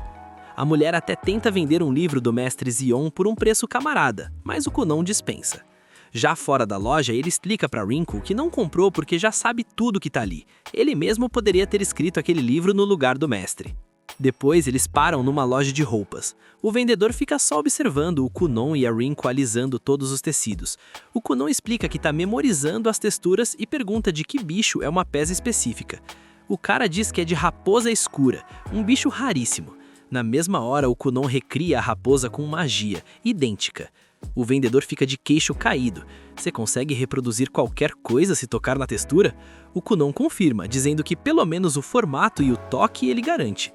Aí o vendedor, já perdendo a linha, pergunta se ele faz mulheres também. A Rinko não perde tempo, tampa os ouvidos do Kunon e tira ele de lá voando. Logo que eles saem, chega um grupo de 3 pessoas na loja. Quem lidera é a tal Santa, que veio atrás da Echark de raposa escura. Só que eles dão de cara com a escultura de água que o Kunon deixou. A Santa percebe que é magia e ao tocar o bicho desmancha, molhando a calça do vendedor todinha. O pessoal nota que, pelo jeito da magia estourou, tinha pouco mana, mas era um feitiço que nem a Santa conhecia. Depois de muito chão, Kunon e Rinko finalmente chegam em Jirashik, onde fica a academia. Para não perder tempo, ele vai logo tentar descolar um quarto no dormitório para morar com a Rinko. Só que o balde de água fria vem rápido. A recepcionista avisa que não tem mais vaga, porque o prazo de inscrição fechou faz tempo. O Kunon fica em choque, já que o mestre dele não deu um pio sobre isso. Enquanto isso, vemos o professor Randy trabalhando de boa até que alguém invade a sala dele pela janela para dizer que precisam falar sério sobre o novo aluno. Kunon e Rinko saem da academia na maior bad. Eles cogitam ficar em hotel ou até alugar uma casa só para os dois. A Rinko já começa a delirar achando que é um pedido de casamento, mas a recepcionista interrompe o momento fofo entregando uma lista de imobiliárias. No dia seguinte, lá estão eles na porta da nova casinha alugada. Enquanto isso, o clima fica tenso na academia. 2 professores entram num quarto escuro e entregam a lista dos novos alunos para um sujeito misterioso que está nas sombras. O cara analisa os nomes e um deles brilha, Kunon, o discípulo de Zion Lee. De volta aos nossos protagonistas, eles retornam à academia para fazer a inscrição do exame. A recepcionista avisa que empregadas não entram. A Rinko até tenta mandar um suborno para ver se passa, mas não rola e ela tem que ficar para trás. No corredor, o Kunon agradece a ajuda da funcionária, que se apresenta como Lovell. Fiel a seu estilo, o Kunon já começa a encher a moça de elogios, deixando claro para ela que não é só a empregada dele que é meio biruta. No fim, ele chega onde estão os outros estudantes, que ficam olhando o visual extravagante dele, e o Kunon tá pilhado para ver o que vem por aí. Kunon tá simplesmente maravilhado com a presença dos novos colegas e não perde tempo, já cola na Santa para trocar uma ideia sobre o atributo de luz dela. Afinal, ela é a única ali que manja de magia de cura. A Santa já manda a real e pede para ele não ser tão abusado, mas o nosso querido Kunon tá num hype absurdo e começa a insistir para ela contar tudo sobre a magia de luz. Nisso, a Reyes já corta o barato dele perguntando por que diabos ele quer saber disso. Ela manda que a magia de luz é superior a qualquer outro atributo e que para ele deveria bastar saber que a magia dele é ok e pronto. Olha, vou te falar, essa guria já começou me dando ranço. Outro garoto ali tenta explicar que não existe essa parada de hierarquia na magia, mas a Reyes nem se abala. O lance é que ela parece não ter muitas emoções comparada ao resto do pessoal, e dá pra notar que mesmo tentando falar de boa, ela acaba sendo ofensiva sem querer.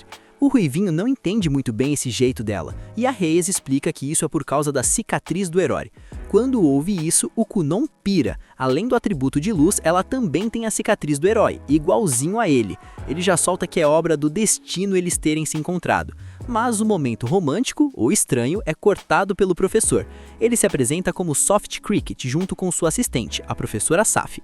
O Soft parabeniza os 4 por terem entrado na academia, o que deixa a galera meio confusa, já que eles achavam que iam fazer um teste de admissão primeiro. O professor explica que a academia de Ashit tem 3 cursos, a terceira classe, que é a galera do básico, a segunda classe, o grupo guiado, que é tipo uma escola comum com muita gente, e a classe especial, voltada para investigação livre. Essa última quase não tem aluno, porque lá você estuda o que quiser, cria feitiços novos ou até artefatos mágicos. Só que o nível é outro, a classe especial só forma a elite, então entrar e sair de lá é pedreira. Como os 4 foram recomendados por seus pais ou mestres, teoricamente eles têm o que precisa para estar lá. Kunon já fica todo empolgado perguntando para Reyes que tipo de exame ela acha que vem por aí, mas a gente percebe que a Saf não tá curtindo nem um pouco a atitude dele. Sem perder tempo, o Soft avisa que a primeira prova é prática. Cada um vai lá na frente dizer seu atributo, o rank do emblema e quantos feitiços conhece. O primeiro é o Hambig, um hechiceiro de fogo com emblema de 2 estrelas e 7 feitiços no currículo. Ele usa um feitiço de Karyu e mostra que tem um controle absurdo das chamas. Depois é a vez do Deia Rose, que tem um emblema de vento de 2 estrelas e conhece 8 feitiços. Ele pede para todo mundo dar um espaço, e quando a galera se afasta, ele concentra o ar e solta um Fugaru, um feitiço de nível intermediário bem potente.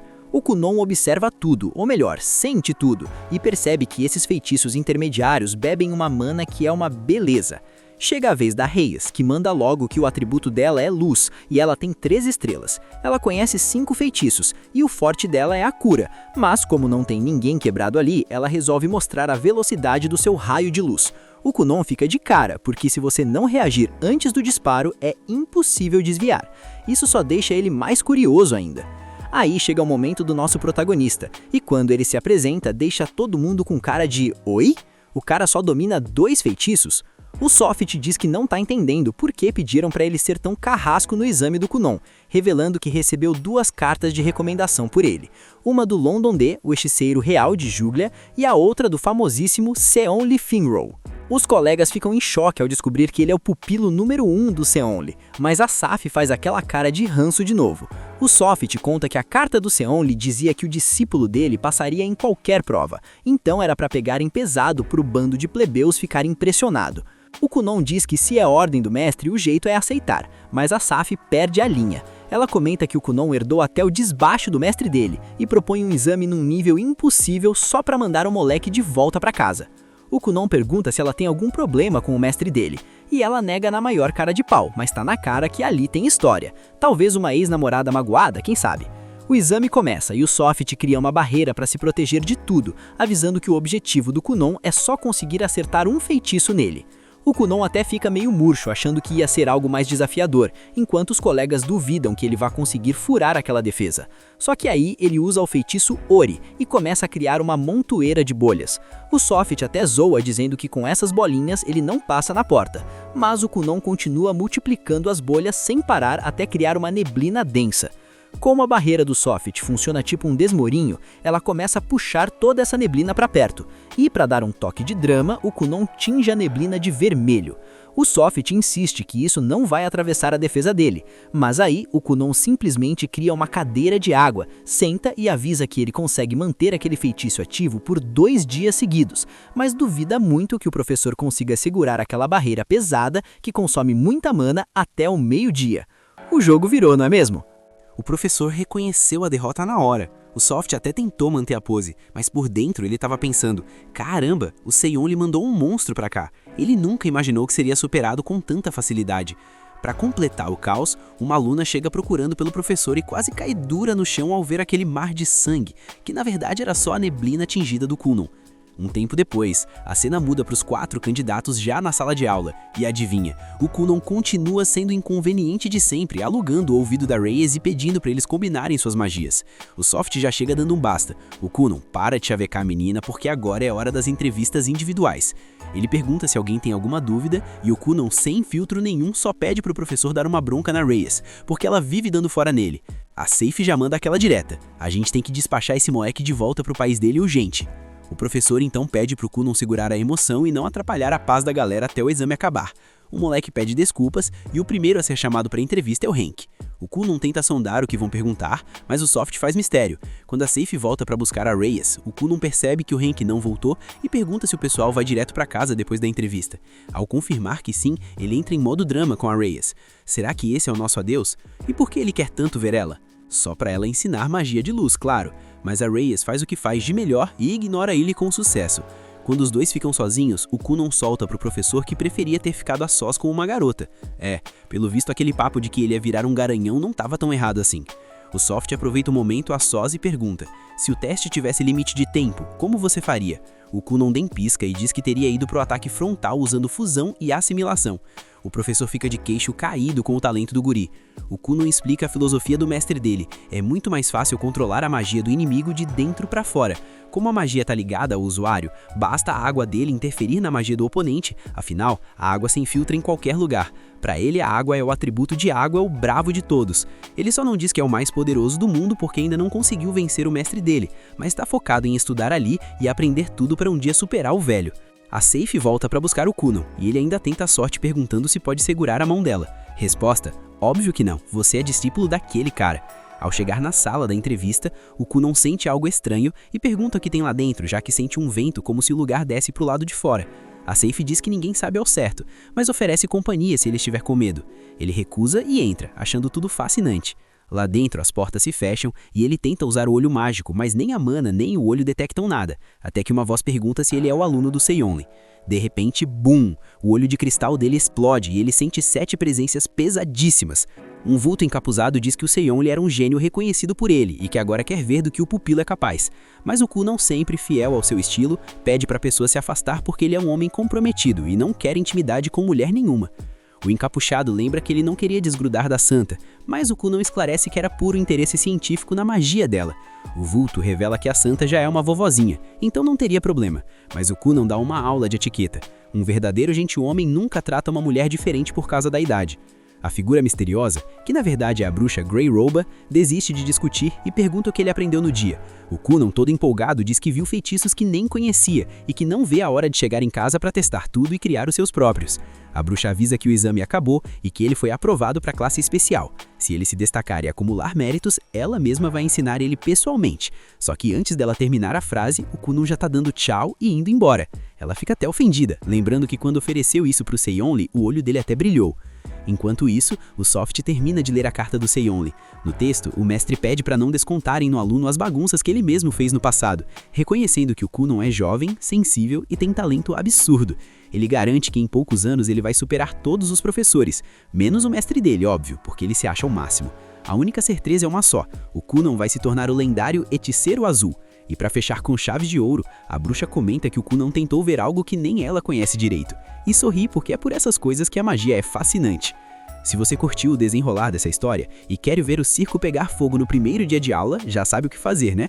Deixa aquele like para fortalecer, se inscreve aqui no canal para não perder a continuação e aproveita para testar aquela função nova que o YouTube lançou. Dá um hype no vídeo, isso ajuda demais o nosso canal a decolar e a entregar essas histórias para mais gente. E claro, compartilha com aquele seu amigo que curte um protagonista apelão e sem filtro nenhum. E ó, para eu saber quem é a galera raiz que acompanhou até o último segundo, comenta a palavra secreta de hoje, iguana. Deixa a galera que chegou pela metade sem entender nada nos comentários.